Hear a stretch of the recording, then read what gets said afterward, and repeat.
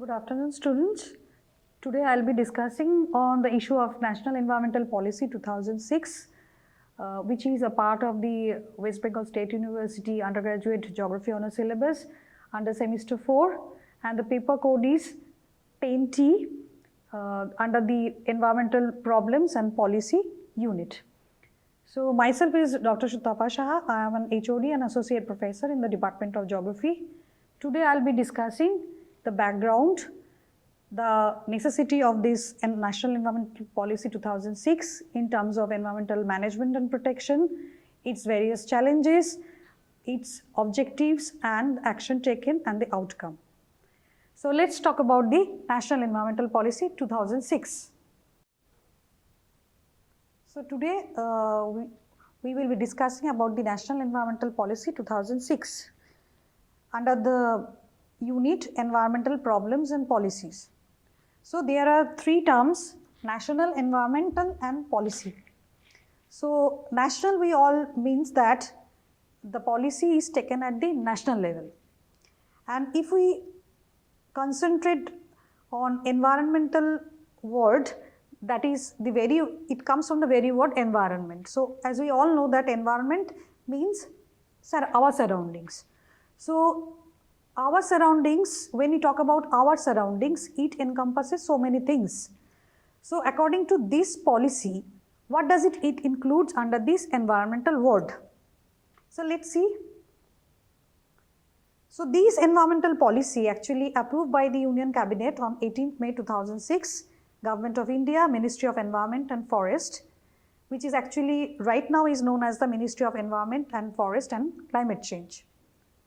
So the policy is actually a law, regulation, procedure, administrative action, incentive or voluntary practice of governments and other institutions.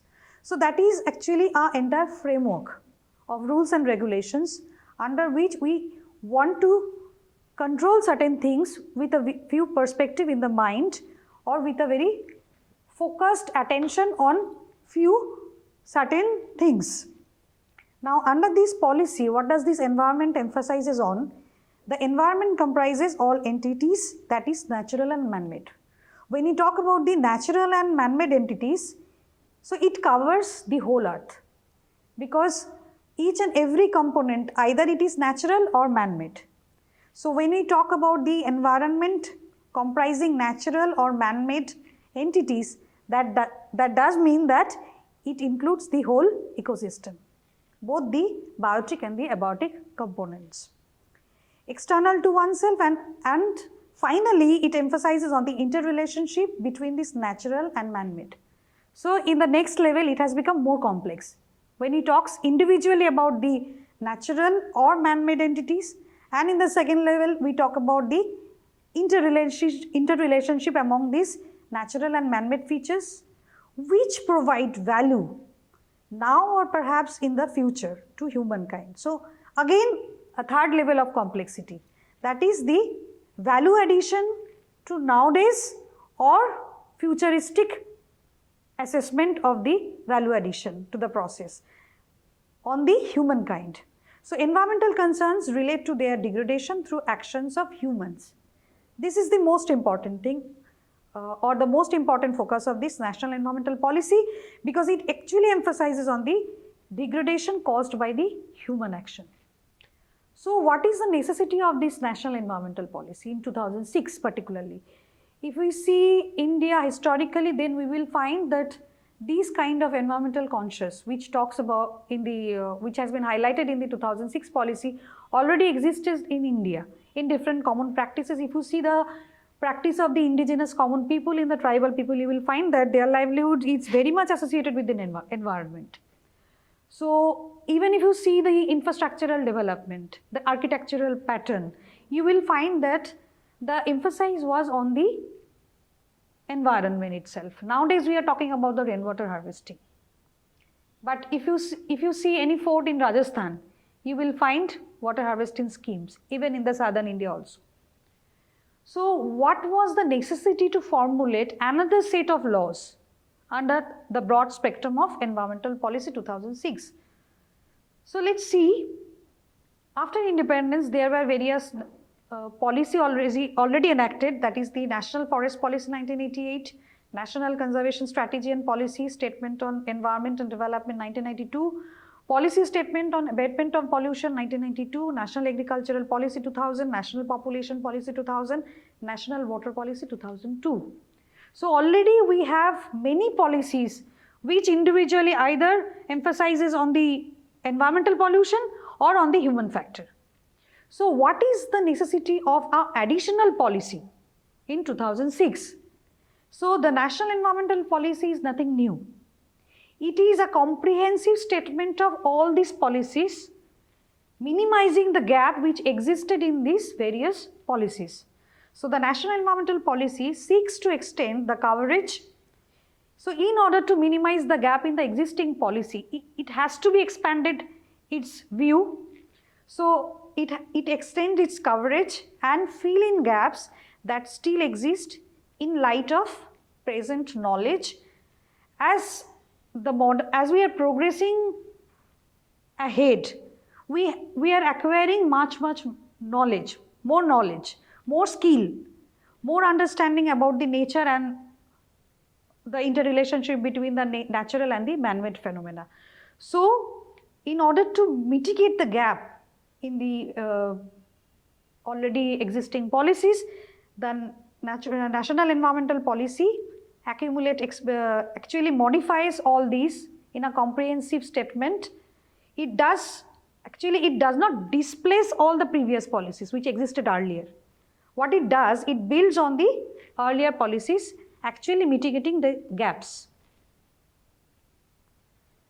So there were few things to keep in mind while discussing the background of this 2006 policy, among which sustainable development perspective is the most important thing. So sustainable development concerns in the sense of enhancement of human well-being, broadly conceived, are a recurring theme in India's development philosophy. So as I talked earlier, that sustainable development was nothing new in Indian philosophy. It was inherited in our culture.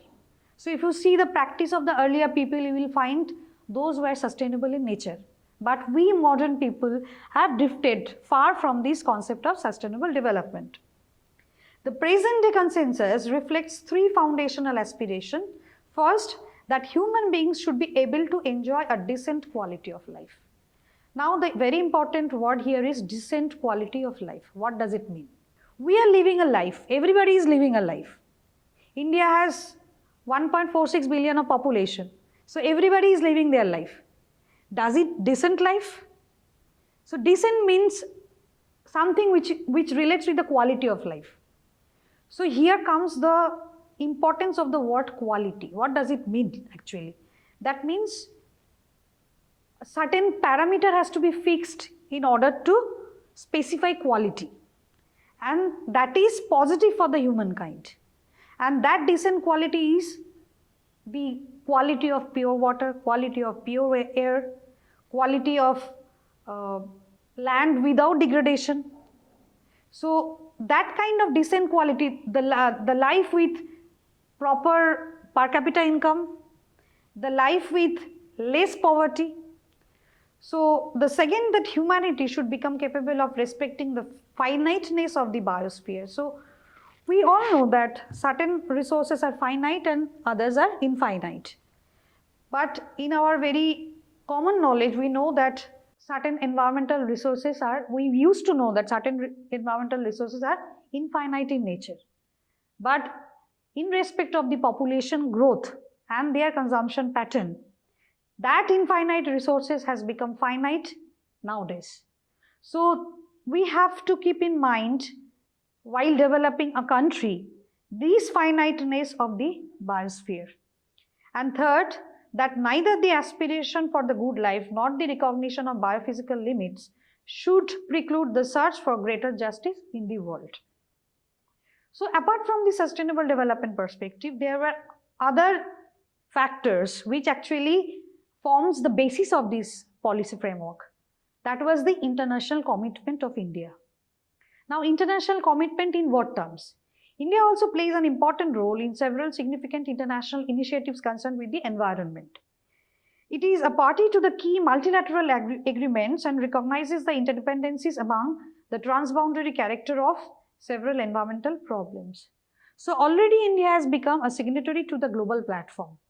So India has agreed to the global consensus regarding various environmental issues, various transboundary environmental issues like water pollution, air pollution.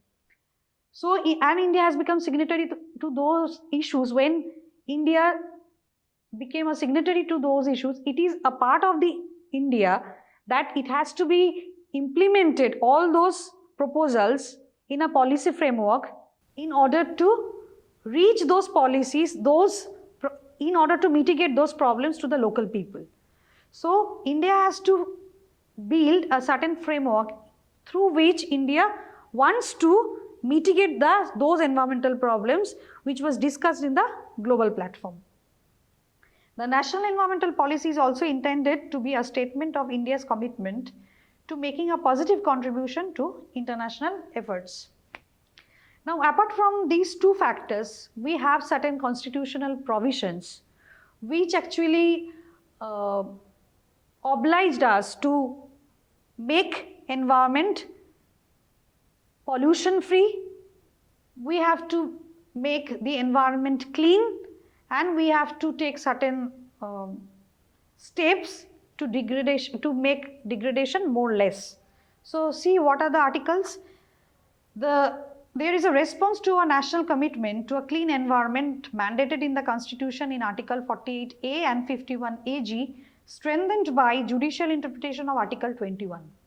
So these articles actually implies the necessity of the clean environment, the right to live in the clean environment. It is recognized that maintaining a healthy environment is not the state's responsibility alone. So along with these, there is a constitutional, as I said, that there is a constitutional provision by which I have the right to have a clean environment. At the same time, as a citizen, I have the obligation to maintain that clean environment, to protect that clean environment. A spirit of partnership should thus be realized throughout the spectrum of environmental management in the country. So this environmental policy actually comes in terms of the environmental management. So environmental management of whom? We are actually protecting the environment. For whom? For the mankind. So there is a comprehensive role, there is a partnership among the central government, the state and the citizens of India. While the state must galvanize its efforts, there should also be a recognition by each individual, natural or institutional, and its responsibility towards maintaining and enhancing the quality of the environment. So there is also a role of the local NGOs, a partnership among the state, the central government and the local NGOs and the people. So apart from this constitutional provision, as I was talking earlier on the global platform, as soon as the Stockholm Conference ended, many acts were initiated, namely the Wildlife Act 1972, Water Act 1974, Air Act 1981, etc. Within 5 years of Stockholm Declaration, the Constitution of India was amended to include protection and improvement of environment as constitutional mandate.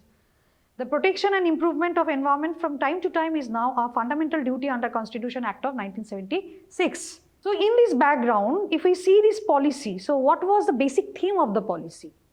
The theme was that while conservation of environmental resource is necessary to secure livelihoods and well-being of all, the most secure basis for conservation is to ensure that people dependent on particular resource obtain better livelihoods from the fact of conservation than from degradation of the resources.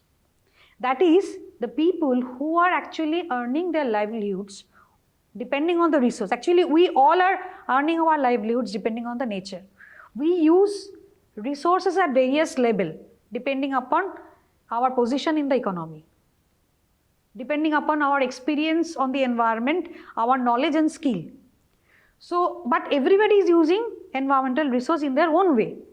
So, it is the basic motto of this policy to, what shall I use the proper word, to rather to improve or to magnify those use of resources by protecting the environment, not by degrading the environment. Because all we need is the resource, the constant flow of resource to survive. So if there is an environmental degradation, there will be a scarcity of resource in future. Lot many examples are there in nowadays. So in earlier days we know that water was infinite. But if we talk about the groundwater, if we talk about the drinking water, we cannot say it is an infinite resource, depending upon the consumption pattern. So we have to conserve our resource in order to secure our livelihood. And this is the basic motto of the environmental policy. So India has several challenges to work out this policy at the very basic level, that is at the population level. The key environmental challenges that the country faces relate to the nexus of environmental degradation with poverty in many dimensions and economic growth. So India has a double-sided sword. The environmental degradation is related with poverty, and again poverty relates to the environmental degradation. Simultaneously, now we are in a developing phase. We want to be labeled as developed country. So we are actually fostering our economic growth. And the way we are actually degrading the environment. But for our sustenance, we need a pure environment, a decent quality of life. So these challenges are intrinsically connected with the state of environmental resources such as land, water, air, their flora, fauna. The proximate drivers of environmental degradation in India are basically the population growth. As we all know that India is the most populated country now. And if we see the resource availability and the consumption pattern, because here the distribution of resource is very uneven, that leads to poverty, and again poverty leads to environmental degradation. So in addition to that, inappropriate technology, the consumption choice, all leading to changes in relation between people and ecosystem, and development activities such as intensive agriculture, polluting industry, and unplanned urbanization. So these are the basic challenges. So if we cluster the challenges, we will find that there are certain specific challenges, like the environmental degradation is a major causal factor in enhancing and perpetuating poverty. The poor are also more vulnerable to loss of resilience in ecosystem. Economic growth. See here one point I want to mention, that actually poor have the many problems. The poverty stricken problem have the many problems. At the one end, their per capita income is far less than the other people. Clear? So they have to fight for their sustenance. On the other hand, the impact of the urbanization, the impact of the globalization, the impact of the development is actually degrading the environment, whose effect is again falls upon those poor people. So they are cutting by the two sides. It is increasingly evident that the poor environmental quality has adversely affected human health. Around 20% of the India's critical health problem is associated with the environmental degradation, like air pollution. We all know that COPD has become a very common problem nowadays. We all know asthma. Even a small child, if we see nowadays 3 or 4 ages, they have the COPD problems. So environmental quality, the air quality has particularly very deteriorated over time. So we have to conserve each and every component of the environment in order to have a quality life.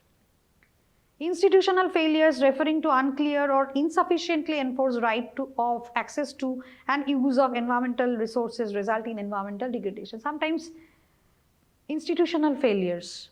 If we take an example from the Chipko movement, there we can see that the way of fostering economic growth actually deprived local people of having resources from the forest or from their local pastoral land, etc.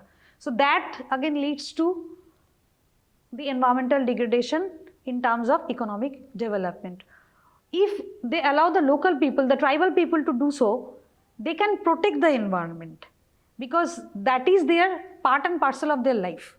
The outcome we can say, because of this institutional failure, later we will see that joint forest management has taken place, where we can see the comprehensive role, both local people, the community and the government. Simultaneously, along with these challenges, in the global platform, we have several environmental challenges like the continuous global warming, the stratospheric ozone hole, the air pollution, the transboundary environmental problems. So these actually enhances to take a comprehensive policy statement which actually will lead us to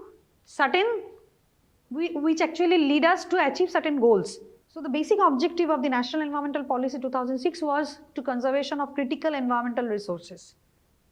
If you see the Himalayan region, if you see the biodiversity of the Sundarban region, then you will clearly understand what we are talking about, the critical environmental resources. We have to preserve each and every resource, specifically the critical endangered resources.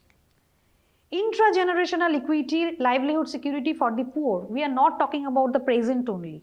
We are talking about the future. Sustainable development talks about the future also. So intergenerational equity of use of or the availability of resource should be prioritized. Intergenerational equity in order to minimize the poverty, because poverty is one of the major factors of the environmental degradation. There should be the intergenerational equity of use of resources or the availability of the resources. Integration of environmental concerns in economic and social development. So here comes the concept of economic cost of environment. So earlier it was not there in the economic sense. So here we are considering environment in terms of money. We are converting, while calculating the outcome of any project, the impact on environment earlier we not consider. But nowadays what we do, we take each and individual impact in terms of money. So there comes the new word, environmental cost. Suppose you degrade or you pollute a river by a project. So you have to consider that environmental cost of polluting river. Clear? Efficiency in environmental resource use. So if we can increase the efficiency in the resource use, we can use the resource in a long time. Okay, and keeping in mind the number of population in India, if we can increase the efficiency in environmental resource use in a multifaceted way, then we can provide resource to many people, those who do not have nowadays. Environmental governance is needed, enhancement of resources for environmental conservation. So keeping these objectives in mind, the basic principles which was taken under the National Environmental Policy in 2006 was that human beings are at the center of sustainable development concerns.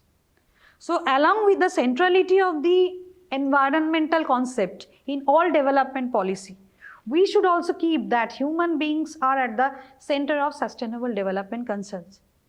So not only the environmental parameter, in the earlier slides we have already told that environmental policy considers both man-made and physical features. So we have to consider human beings as at the center of the sustainable development.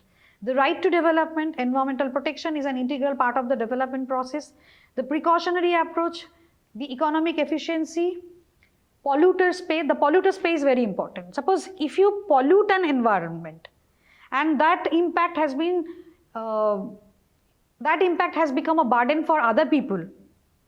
Okay. Now the concept is that by this polluter pays, that if you pollute the environment, you have to pay. Okay. In the EIA assessment, we have seen its impact. So cost minimization is another way. Entities with incomparable value. So certain in livelihood, sustaining livelihood, we have seen that to sustain our life, certain parameters become incomparable. Under any situation, we do not compromise that kind of issues in our life. That is known as incomparable values. Just for example, can we compromise with the content of oxygen in air? In spite of the economic status, that is low income group or higher income group or middle income group, can we compromise with the percentage of oxygen available in the air? No. Certain amount of percentage is obviously needed to breathe. So that is the incomparable values. We have to consider these incomparable values. That is, without pure drinking water, we will not live. Equity is another most important thing. There you have to understand the difference between the equality and the equity. We are talking about the equity. Legal liability, public trust doctrine, decentralization. When we talk about the comprehensive action plan, that is, we want to integrate. We want to make a partnership with center, state, local NGOs and the citizens. We have to decentralize the policy. Integration, environmental standard setting. So when we talk about the decent quality of life, we have said earlier that by constitution we have the right to have our decent quality of life. So in order to understand that decent quality of life, so certain parameters should be there by which we will understand that, okay, if this kind of components are there, that means we have a decent quality of life. So that environmental standard setting has been also the priority of this policy. Preventive action and environmental offsetting. So these were the basic principles. Now, keeping in mind these principles and objectives, the strategies and action plans was under the regulatory reforms, enhancing and conserving environmental resources, environmental standard management system certification and indicators, clean technologies and innovation, environmental awareness, education and information, partnership and stakeholders involvement, capacity building, research and development, international cooperation, review of policy and review of implementation. So in order to understand the strategy and action, I'll go to National Environmental Policy 2006.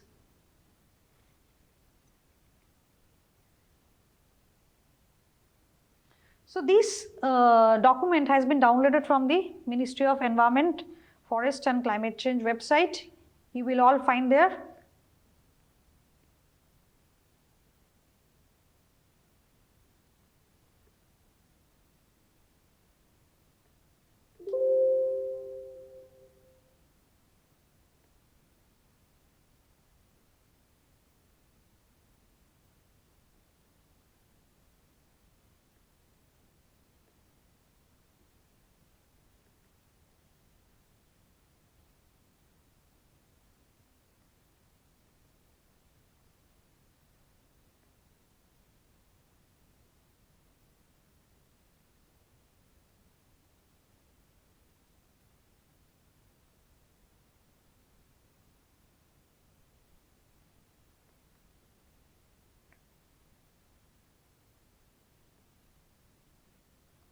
So what does this regulatory reform means? The regulatory regimes for environmental conservation comprise a legislative framework. That means there should be a legal framework and a set of regulatory institutions which will control this legislative framework. Inadequacies in each have resulted in accelerated environmental degradation on the one hand and long delays and high transactions cost in development projects on the other.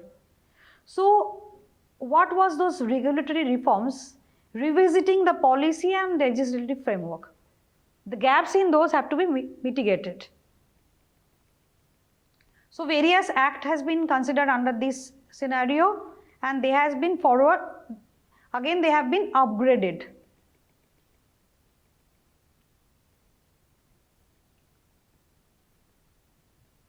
So these reforms, some reforms were related to process, some reforms were related to framework for legal action,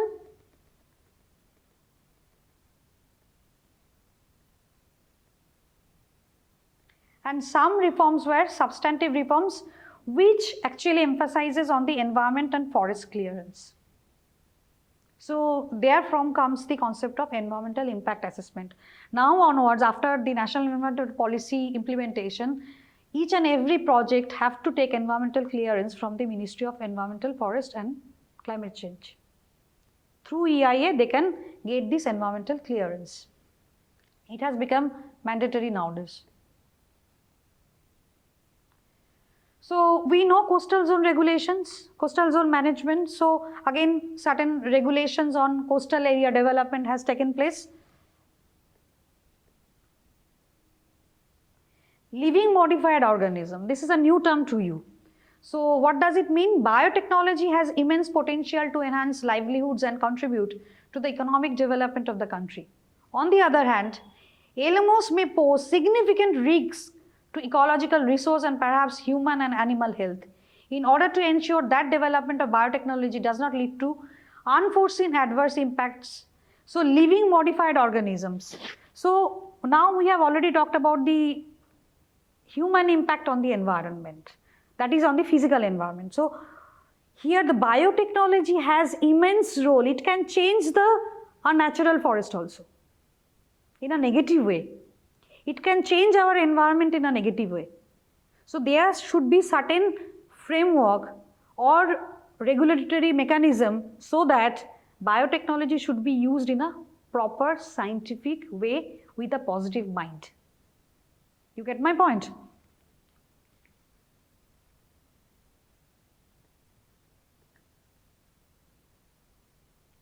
So as we talk about the coastal zone regulation, so there are certain environmentally sensitive zones like the Himalayan region. If you talk about these environmentally sensitive zones, emphasis should be given, but if you consider nowadays the disasters or hazard, whatever you say, which is happening in the Uttarakhand region, you can clearly found that we cannot compromise with the environment in terms of development, because Himalaya is such a fragile region that any changes which actually hits its balance, it will take revenge in its own way.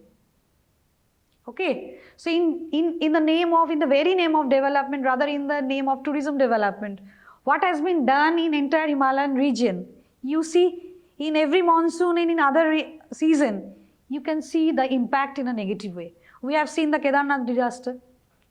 Okay. So there should be again the monitoring of compliances, that is under the EIA. Use of economic principles in environmental decision making, that is environment should gain prominence in the economic decision making.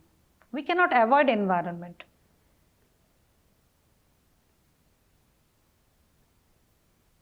Now, enhancing and conserving environmental resources, under this head, preserve production and consumption practices are the immediate cause of environmental degradation, but an exclusive focus on these aspects alone is insufficient to prevent environmental harm.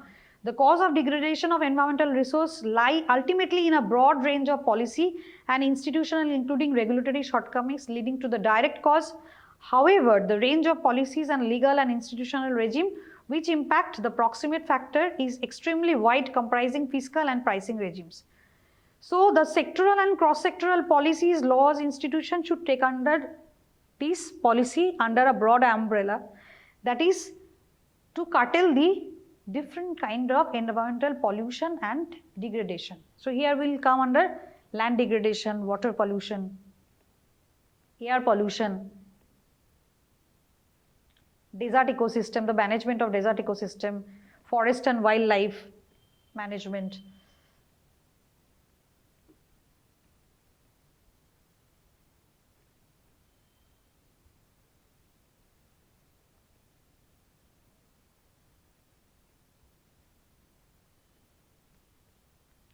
So in order to preserve those things, we cannot avoid the traditional knowledge and the national heritage of our country.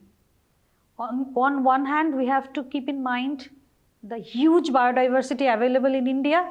At the same time, we have to keep in mind the traditional knowledge, national heritage. If we can combine these concept of traditional knowledge, the national heritage, availability of biodiversity with the scientific knowledge, the modern knowledge, the modern way of understanding the complexities of the nature and the skill, then we can conserve and preserve our environment in a better way.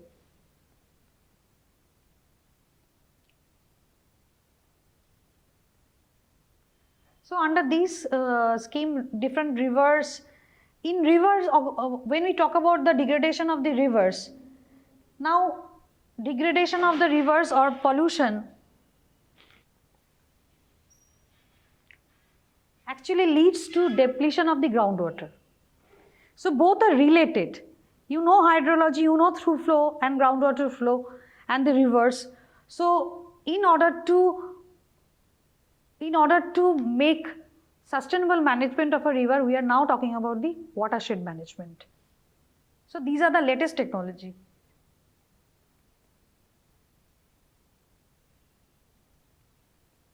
So now we talk about the wetland management also. We all know the importance of the East Kolkata management. Without investing single paisa, the entire sewerage of Kolkata city are treated biologically without any chemical and disposing off to the river. This is done for a long period where the other urban cities have to use a huge amount of money in order to treatment of wastewater. But in East Kolkata wetland, we are doing it without investment of any money. So there is a tremendous role of wetlands, not only in terms of biodiversity, available flora, fauna, it has economic role in terms of livelihoods as well as management of waste. So I think today the time is up. If you have any question, you can ask tomorrow in the next class. Okay? Thank you.